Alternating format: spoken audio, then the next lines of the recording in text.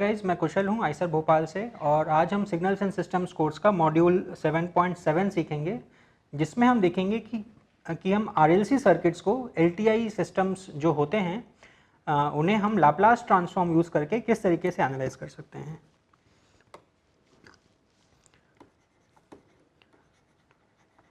तो आज है मॉड्यूल 7.7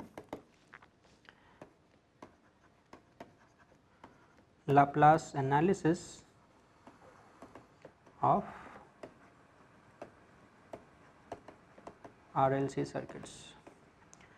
तो RLC सर्किट जो होते हैं, जैसा कि मैंने आपको बताया था, वो इलेक्ट्रिकल इंजीनियरिंग या इलेक्ट्रॉनिक्स इंजीनियरिंग में बहुत इंपॉर्टेंट होते हैं, क्योंकि जनरली जो LTI सिस्टम्स का हम इक्वेशन लिखते हैं उन्हें हम RLC सर्किट्स के द्वारा हम इम्प्लीमेंट करते हैं। आप उनको मैकेनिकल इंजीनियरिंग के द्वारा भी इम्प्लीमेंट कर सकते हैं, जो अलग अलग मैकेनिकल सिस्टम्स होते हैं, फ्लूइड सिस्टम्स होते हैं, केमिकल सिस्टम्स होते हैं। लेकिन क्योंकि ये कोर्स ज़्यादातर इलेक्ट्रिकल और इलेक्ट्रॉनिक्स के स्टूडेंट्स के लिए फोकस्ड है, तो हम अभी RLC सर्किट्स की ही बात करेंगे। तो RLC सर्किट्स का हमने फूरियर एनालिसिस ऑलरेडी देखा था पहले, और आज हम उनका लाप्लास एनालिसिस देखेंगे। तो लाप्लास एनालिसिस में क्या डिफरेंस है? अगेन सिर्फ j ओमेगा जो है उसको हमने s, जो कि एक कॉम्प्लेक्स नंबर है, उससे हमने उसको रिप्लेस कर दिया है। तो उससे फ़ायदा क्या होता है कि कुछ जो सिस्टम की एनालिसिस फूरियर डोमेन में नहीं होती है, वो आप लाप्लास डोमेन में एनालाइज कर सकते हैं। तो सबसे पहले हम एक सिंपल RC सर्किट लेते हैं। सपोज यहाँ पे रेजिस्टर है और यहाँ पे आपका कैपेसिटर है। तो ये हो गया आपका आउटपुट V0 ऑफ t, जिसको आप y ऑफ t भी लिख सकते हैं, और यहाँ पे है आपका इनपुट Vi ऑफ t, जिसको आप x ऑफ t भी लिख सकते हैं, और ये है आपका R, ये है आपका C। तो जो RC सर्किट है उसको एनालाइज करने के लिए आप KCL KVL यानी कि किरचॉफ करंट लॉ और किरचॉफ वोल्टेज लॉ यूज़ कर सकते हैं। उसको यूज़ करने से आपका इस RC सर्किट का एक करस्पॉन्डिंग डिफरेंशियल इक्वेशन आ जाएगा, जो कि इस पर्टिकुलर केस में होगा RC into dy/dt plus y of t is equal to x of t। ये इक्वेशन मैं दोबारा से डिराइव नहीं कर रहा हूँ, क्योंकि हमने इसे ऑलरेडी पहले किया हुआ है। अगर आपको याद नहीं है तो आप पहले के मॉड्यूल देख सकते हैं, या फिर आप इसे खुद भी बड़ी आसानी से डिराइव कर सकते हैं। तो अगेन, जैसा कि हमने पिछले मॉड्यूल में देखा था कि जो अगर आप किसी फंक्शन का टाइम डोमेन में अगर आप डेरिवेटिव लेते हैं, तो लाप्लास डोमेन में वो सिर्फ s से मल्टीप्लाई हो जाता है। जैसे फ्रीक्वेंसी डोमेन में वो फंक्शन j ओमेगा से मल्टीप्लाई होता है, वैसे ही लाप्लास डोमेन में वो s से मल्टीप्लाई हो जाता है। तो यानी कि हम अगर लाप्लास ट्रांसफॉर्म लेते हैं तो ये हो जाएगा RC into s into capital Y of s plus capital Y of s is equal to capital X of s। तो अगेन हम अगर कैपिटल Y अगर कॉमन ले लें तो हमारे पास आ जाएगा capital Y of s by capital X of s is equal to 1/1 plus s RC। तो अब ये जो सिस्टम है जिसका हमें लाप्लास ट्रांसफॉर्म मिल गया है, तो अगेन हम ये देख सकते हैं कि ये एक रैशनल फ्रैक्शन है, क्योंकि इसका न्यूमरेटर और डिनोमिनेटर दोनों ही एक पॉलिनोमियल हैं इन S। तो अगेन, क्योंकि लाप्लास एनालिसिस में पोल्स एंड जीरोस का बहुत महत्व होता है, तो अगेन यहाँ पे हम पूछ सकते हैं कि इस सिस्टम के पोल्स एंड जीरोस कहाँ पे हैं। तो क्योंकि इसका न्यूमरेटर एक कांस्टेंट है 1, तो इसका ज़ीरो तो हो नहीं सकता, क्योंकि न्यूमरेटर कभी ज़ीरो होगा नहीं। लेकिन जो इसका डिनोमिनेटर है वो ज़रूर ज़ीरो हो सकता है, जहाँ पे हमारा सिस्टम ब्लो अप कर जाएगा। तो इसका हम अगर S डोमेन में अगर हम इसको ड्रॉ करते हैं, ये है सिग्मा, ये है j ओमेगा, इसे हम कहते हैं S डोमेन या S प्लेन भी हम कह सकते हैं। तो यहाँ पे जो हम, क्योंकि हम R और C को हम पॉजिटिव मान रहे हैं, तो इसका जो पोल होगा वो होगा जब 1 plus SRC is equal to 0, यानी कि S is equal to -1/RC। तो इस सिस्टम का एक पोल है एट -1/RC। अगेन जैसा कि हमने आपको बताया कि यहाँ पे अब ROC के दो पॉसिबिलिटीज़ हैं। ROC इस लाइन के राइट हैंड साइड में भी हो सकता है या फिर इसके लेफ्ट हैंड साइड में भी हो सकता है, पर ज़्यादातर जो LTI सिस्टम्स होते हैं वो राइट साइडेड होते हैं, तो उसी वजह से इसका जो ROC हम लेंगे वो ये वाला लेंगे। तो फिर अगर हम इसका ROC मानते हैं तो इसका फिर जो कॉरेस्पॉन्डिंग जो इम्पल्स रिस्पॉन्स है उसे हम बड़ी आसानी से निकाल सकते हैं। तो ये जो है ये इस फंक्शन का h ऑफ s है, तो इसका जो h ऑफ t है वो हो जाएगा e power minus t by R C into U of T. अभी हमने इसके जो लाप्लास ट्रांसफॉर्म को डिराइव किया वो हमने इस डिफरेंशियल इक्वेशन को यूज़ करके डिराइव किया।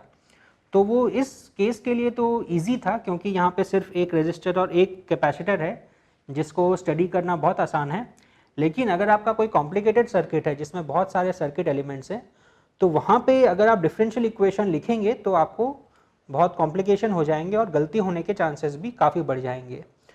तो उस वजह से हम क्या करते हैं कि जितने हमारे आर सी इंडक्टर ये जो एलिमेंट्स हैं इनको हम एस डोमेन में एज अ इम्पीडेंस हम ट्रांसफॉर्म कर सकते हैं और फिर हमें डिफरेंशियल इक्वेशन यूज़ करने की ज़रूरत नहीं है, फिर हम सिंपल एडिशन सब्ट्रैक्शन से ही इन्हें डिराइव कर सकते हैं। तो जैसा कि आपको याद होगा हमने फ्रीक्वेंसी डोमेन में हमने देखा था कि अगर कोई रेजिस्टर है तो उसका करस्पॉन्डिंग जो इम्पीडेंस है फ्रीक्वेंसी डोमेन में तो वो R ही रहता है और लाप्लास डोमेन में भी वो R ही रहता है। लेकिन हम अगर कोई कैपेसिटर लेते हैं तो ओमेगा डोमेन में उसका इम्पीडेंस हो जाता है 1/j ओमेगा c और S डोमेन में जैसा कि आप जानते हैं कि सिर्फ j ओमेगा को S के द्वारा रिप्लेस कर दिया जाता है, तो ये हो जाएगा 1/SC। और वैसे ही अगर आपका कोई इंडक्टर हो तो वो हो जाता है j omega L frequency domain में और लाप्लास डोमेन में हो जाता है वो S टाइम्स L, जहाँ पे अगेन हमने सिर्फ j ओमेगा को S के द्वारा रिप्लेस कर दिया है। तो हम अगर इस सर्किट को अगर हम दोबारा से अगर कंसिडर करें और अगर हम एज अ इम्पीडेंस अगर इसको लिखते हैं तो हमारा सर्किट जो बनेगा वो होगा वो इस तरीके से होगा। अभी हम सारे एलिमेंट्स की जगह पे हम इम्पीडेंस लगा देंगे जो कि सिर्फ एक बॉक्स है। अब वो रेजिस्टर है, कैपेसिटर है, इंडक्टर है, हमें उससे कोई भी फ़र्क नहीं पड़ता है क्योंकि जब हम उसे इम्पीडेंस के टर्म्स में लिख रहे हैं तो हम सिर्फ ओम्स लॉ यूज़ करेंगे that voltage is equal to current multiplied by impedance. वहाँ पे कोई डेरिवेटिव या इंटीग्रल का कोई चक्कर ही नहीं है। तो ये अगर इनपुट है x ऑफ t और यहाँ पे आउटपुट है y ऑफ t और ये है सपोज कुछ इम्पीडेंस z1 और ये है कुछ इम्पीडेंस z2, तो आपका जो y of s by x of s है उसे आप डायरेक्टली लिख सकते हैं z2 by z1 plus z2। अब ये जो z1 और z2 है इसे आप इन एक्सप्रेशंस को यूज़ करके निकाल सकते हैं। तो इस केस में हमारा जो z1 है वो है जस्ट R और जो z2 है वो होगा कैपेसिटर का करस्पॉन्डिंग इम्पीडेंस जो है 1/SC। तो अगर आप उसको सब्स्टिट्यूट करेंगे और थोड़ा टर्म्स को रीअरेंज करेंगे तो आप चेक कर सकते हैं कि आपको एग्जैक्टली यही लाप्लास ट्रांसफॉर्म आपको मिलेगा। तो अभी देखते हैं कि इंडक्टर के केस में क्या होता है। तो हम अगर एक इंडक्टर सर्किट लेते हैं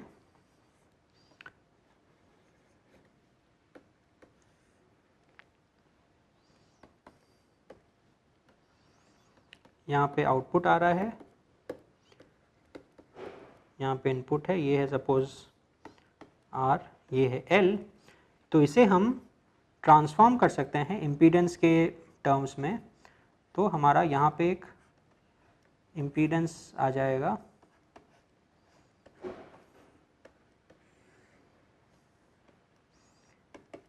ये होगा हमारा कैपिटल Y ऑफ S, ये होगा हमारा कैपिटल X ऑफ S और क्योंकि यहाँ पे हमारा रेजिस्टेंस है तो रेजिस्टेंस का जो करस्पॉन्डिंग इम्पीडेंस होता है वो एग्जैक्टली वही होता है, और जो इंडक्टर का जो करस्पॉन्डिंग इम्पीडेंस है एस डोमेन में वो है एस टाइम्स कैपिटल एल। तो हमारा जो y ऑफ s होगा divided by capital S that will be equal to S L divided by R plus S L. तो अब इस सिस्टम के अगर मैं आपको पोल्स एंड जीरोस अगर पूछूं तो यहाँ पे क्योंकि न्यूमरेटर में s टाइम्स l है तो this become zero when s is equal to zero. तो इस सिचुएशन में हमारे पास एक पोल है, सॉरी एक जीरो है और एक पोल है। तो वो कहाँ पे होगा? तो हम अगर फिर से अगर s प्लेन ड्रॉ करते हैं, ये है हमारा सिग्मा एक्सिस, ये है हमारा j ओमेगा एक्सिस। तो जो ज़ीरो है वो हमारा ज़ीरो पे है और जो पोल है वो है हमारा माइनस आर बाई एल, क्योंकि ये जो क्वांटिटी है इसको हम अगर ज़ीरो करेंगे तो हमारे पास आएगा R plus S L equal to zero which implies S is equal to minus R by L. और क्योंकि आर को और एल को हम दोनों को पॉजिटिव मान रहे हैं तो हम मानेंगे कि हमारा जो आर ओ सी है, हमारा जो पोल है वो left side of S plane में है। और क्योंकि अगेन जैसा मैंने आपको बताया कि जनरली एलटीआई सिस्टम्स में आरओसी को हम राइट साइडेड लेते हैं, तो हमारा आरओसी कुछ इस तरीके से होगा। और इस फंक्शन का भी आप इन्वर्स लाप्लास ट्रांसफॉर्म आप बड़ी आसानी से निकाल सकते हैं। तो ये है एक सिंपल आर एल सर्किट। अब देखते हैं कि अगर हमारे सर्किट में अगर आर एल सी तीनों अगर मौजूद हों तो वो सिस्टम कैसा लगेगा। तो सपोज मान लीजिए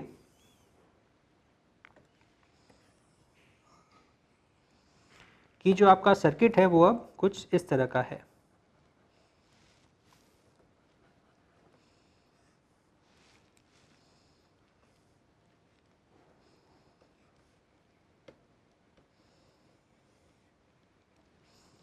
ये है R, ये है L और ये है C।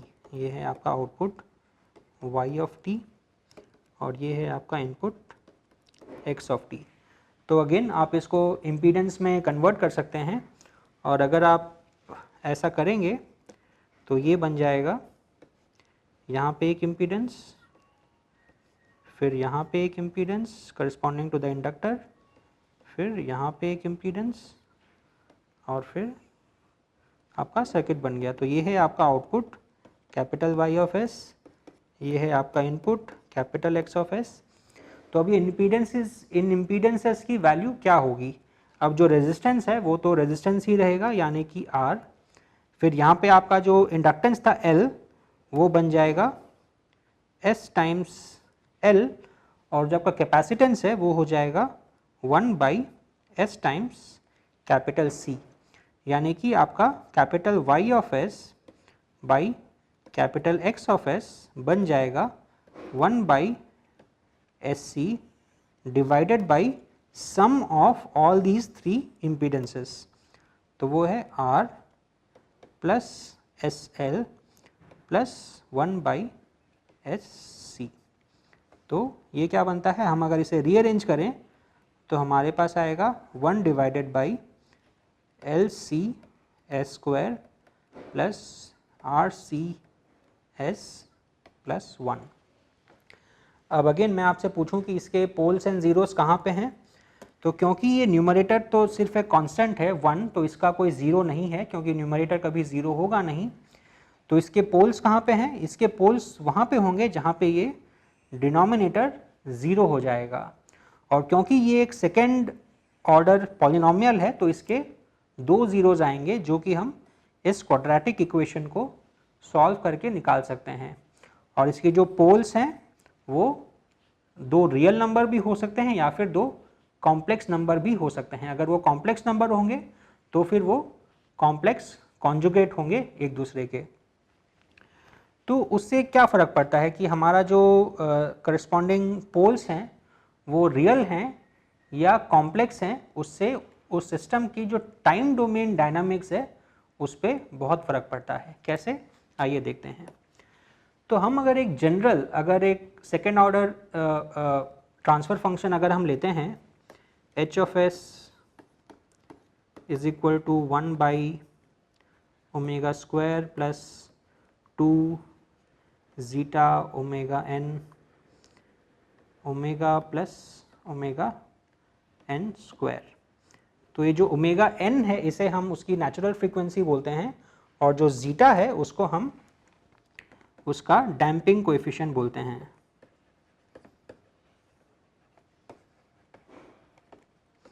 और जो ज़ीटा है वो है उसका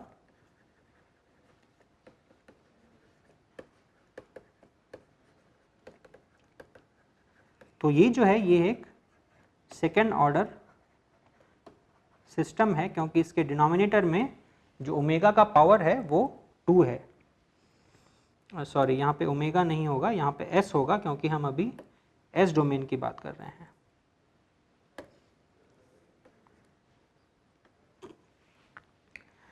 तो अभी इसके जो रूट्स हैं वो हम कैसे निकालेंगे, वो निकालेंगे S square plus 2 zeta omega N S plus omega N square is equal to 0। इससे हमें उस सिस्टम के पोल्स मिलेंगे। तो क्वाड्रेटिक एक्सप्रेशन को सॉल्व करने का जो फॉर्मूला है उसको यूज़ करके हम बता सकते हैं कि s will be equal to -2 zeta omega n plus minus root over of 4 zeta omega n square minus 4 omega n square divided by 2। ये हमने स्टैंडर्ड जो हमारा जो क्वाड्रेटिक इक्वेशन का फॉर्मूला है उसको हमने यूज़ किया है। तो यहाँ पे जो 4 है और 4 है दोनों को हम अगर कॉमन ले लें और स्क्वायर रूट के बाहर निकालें तो वो 2 हो जाएगा। तो ये 2 और ये 2 तीनों कैंसिल हो जाएंगे। और वैसे ही ये जो ओमेगा एन स्क्वायर है उसको हम कॉमन ले सकते हैं और स्क्वायर रूट के बाहर अगर निकालेंगे तो हमारा वो ओमेगा एन हो जाएगा। यानी कि इस एक्सप्रेशन को हम लिख सकते हैं omega N into minus zeta plus minus root over of, यहाँ पे भी एक स्क्वायर है, ज़ीटा स्क्वायर माइनस 1। तो यहाँ पे अभी आप देख सकते हैं कि अगर आपका ज़ीटा अगर 1 से ज़्यादा है तो आपके जो रूट्स हैं वो दोनों रियल होंगे, और ज़ीटा अगर 1 से कम है तो आपके जो रूट्स होंगे वो कॉम्प्लेक्स कॉन्जुगेट होंगे। यानी कि ज़ीटा अगर 1 से ज़्यादा है तो बोथ रूट्स आर रियल, और ज़ीटा अगर 1 से कम है तो आपके रूट्स हो जाएंगे कॉम्प्लेक्स कॉन्जुगेट।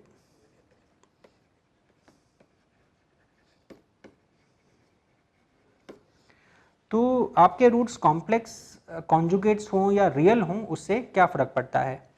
अब मान लीजिए कि ये जो दो रूट्स हैं उन्हें हम लिख रहे हैं S1 और S2।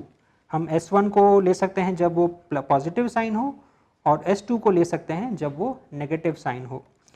तो उस केस में हम लिख सकते हैं that H of S is equal to 1 by S plus S minus S1 into S minus S2। तो हमने अगर रूट्स को निकाल लिया है तो हम फिर इसको हम फैक्टराइज कर सकते हैं और फिर हम इस तरीके से लिख सकते हैं, और इसको हम फिर पार्शियल फ्रैक्शंस में डिवाइड करके लिख सकते हैं S minus S1 minus S minus S2 whole bracket into 1 by S1 minus S2, और यहाँ पे आ जाएगा 1। तो आप चेक कर सकते हैं कि हम इन दोनों को जब हम सब्ट्रैक्ट करेंगे तो यहाँ पे हमारा आएगा S माइनस 2, यहाँ पे आएगा S माइनस 1। दोनों को हम फिर सब्ट्रैक्ट करेंगे तो हमारे पास S1 माइनस S2 आएगा, जो कि कैंसिल होके हमारे पास इस एक्सप्रेशन को हमें दे देगा।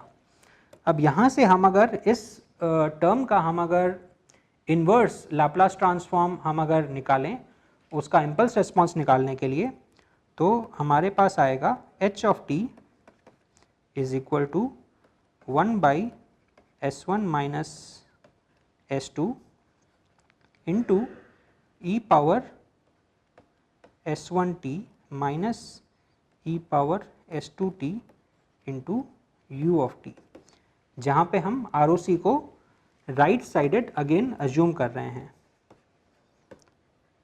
Again assume ROC is right sided, यानी कि जो हमारे पोल्स हैं उनमें हम देखेंगे कि सबसे राइट में कौन सा है और उसके राइट में जो एस प्लेन है उसको हम अपना ROC मानेंगे. और वो हम अगर एज्यूम करते हैं तो हमारा जो इन्वर्स लाप्लास ट्रांसफॉर्म है, यानी कि जो सिस्टम का इम्पल्स रिस्पॉन्स है, उसका एक्सप्रेशन ऐसा आएगा. तो अभी आप देख सकते हैं कि आपका जो S1 और S2 है वो अगर रियल क्वांटिटी हो तो ये जो दोनों टर्म्स हैं ये एक्सपोनेंशियली डीके करेंगे अगर हमारा S1 S2 जो है वो left half of S plane में अगर है, यानी कि वो दोनों अगर नेगेटिव हैं. तो अगर S1 और S2 अगर कॉम्प्लेक्स कॉन्जुगेट्स हैं तो यहाँ पे एक कॉम्प्लेक्स टर्म भी आएगा जिसकी वजह से हमारा e power j omega t जैसा कोई टर्म आएगा, जिससे ये जो दो टर्म्स हैं वो दोनों ऑसिलेटरी हो जाएंगे. यानी कि हमारे जो पोल्स हैं वो रियल हैं या कॉम्प्लेक्स कॉन्जुगेट हैं, उससे हमारे टाइम डोमेन के रेस्पॉन्स में ये फ़र्क पड़ रहा है कि रियल रूट्स की वजह से हमारा जो टाइम डोमेन का रेस्पॉन्स है वो डीके कर रहा है विथ टाइम, और अगर रूट्स अगर कॉम्प्लेक्स कॉन्जुगेट्स हैं तो वो टाइम डोमेन में ऑसिलेट कर रहा है. अब ये जो इन्फॉर्मेशन है ये हमारे पास फ्रीक्वेंसी डोमेन एनालिसिस में मौजूद नहीं थी. इसके लिए हमें उस सिस्टम का लाप्लास ट्रांसफॉर्म एनालिसिस करना ज़रूरी था. इसीलिए हम LTI सिस्टम्स का लाप्लास एनालिसिस भी करते हैं, क्योंकि इस तरह के जो प्रॉपर्टीज़ हैं वो फूरियर डोमेन से समझ पाना बहुत मुश्किल है. और लाप्लास एनालिसिस का एक और बहुत बड़ा एडवांटेज है कि ये हमें सिस्टम की स्टेबिलिटी को भी अच्छे से एनालाइज करने में मदद करता है. हालांकि हमने जो LTI सिस्टम्स को फूरियर ट्रांसफॉर्म से एनालाइज किया था वहाँ पे भी हम सिस्टम की बाइबो स्टेबिलिटी के बारे में बता सकते हैं, लेकिन और भी कई तरह के स्टेबिलिटी के क्राइटेरिया होते हैं जो कि फ्रीक्वेंसी डोमेन से पता करना बहुत मुश्किल है, जिसके लिए हमें लाप्लास ट्रांसफॉर्म की ज़रूरत है. तो आज के मॉड्यूल में हमने क्या सीखा, हमने देखा कि हमारे पास अगर कोई RLC सर्किट अगर दिया हुआ हो तो उसको हम डिफरेंशियल इक्वेशन यूज़ करके तो एनालाइज कर ही सकते हैं, बट उससे आसान तरीका है कि आप जो RLC एलिमेंट्स हैं उनको आप एज अ इम्पीडेंस अगर आप कन्वर्ट करते हैं तो फिर सिंपली इस एक्सप्रेशन को यूज़ करके आप उनका आउटपुट और इनपुट का रेशियो लाप्लास डोमेन में बड़ी आसानी से निकाल सकते हैं. तो जैसे ये RL सर्किट के लिए आपको इस तरह का एक्सप्रेशन आता है और RLC सर्किट के लिए आपको इस तरह का एक्सप्रेशन आता है. तो ये जो सिस्टम है ये एक फर्स्ट ऑर्डर सिस्टम है जिसका सिर्फ एक पोल है यहाँ पे -R/L पे, पर ये जो सिस्टम है इसके दो पोल्स होते हैं जो कि रियल भी हो सकते हैं या फिर कॉम्प्लेक्स कॉन्जुगेट भी हो सकते हैं, जो हमें पता चलता है इस जीटा की वैल्यू से. तो अब अगेन जैसा कि मैंने बताया कि अगर हमारे जो रूट्स हैं वो दोनों अगर रियल हैं तो आपका आउटपुट जो है वो डीके करेगा अगर वो दोनों नेगेटिव भी हैं तो, लेकिन अगर वो कॉम्प्लेक्स कॉन्जुगेट्स हैं तो फिर उनका जो आउटपुट है वो टाइम डोमेन में ऑसिलेट करेगा. तो आपको अगर कोई सिस्टम डिज़ाइन करना है तो डिपेंडिंग कि आपको किस तरह के प्रॉपर्टीज़ चाहिए उस सिस्टम की, आप ये डिज़ाइन कर सकते हैं कि आप जीटा को ग्रेटर देन 1 चाहते हैं या लेस देन 1 चाहते हैं, और उसके हिसाब से एक बार आपका जीटा और ओमेगा एन अगर डिसाइड हो गया है तो फिर आप इस एक्सप्रेशन को यूज़ करके आप करस्पॉन्डिंग RLC की वैल्यूज़ चूज़ कर सकते हैं, जिससे आपका सिस्टम उसी तरीके से बिहेव करेगा. तो ये था एक basic introduction LTI systems analysis in Laplace domain. आगे हम लाप्लास ट्रांसफॉर्म के बारे में और भी कुछ प्रॉपर्टीज़ हम जानेंगे, जिससे सिस्टम्स एनालिसिस हमारे लिए और भी आसान हो जाएगी. Thank you.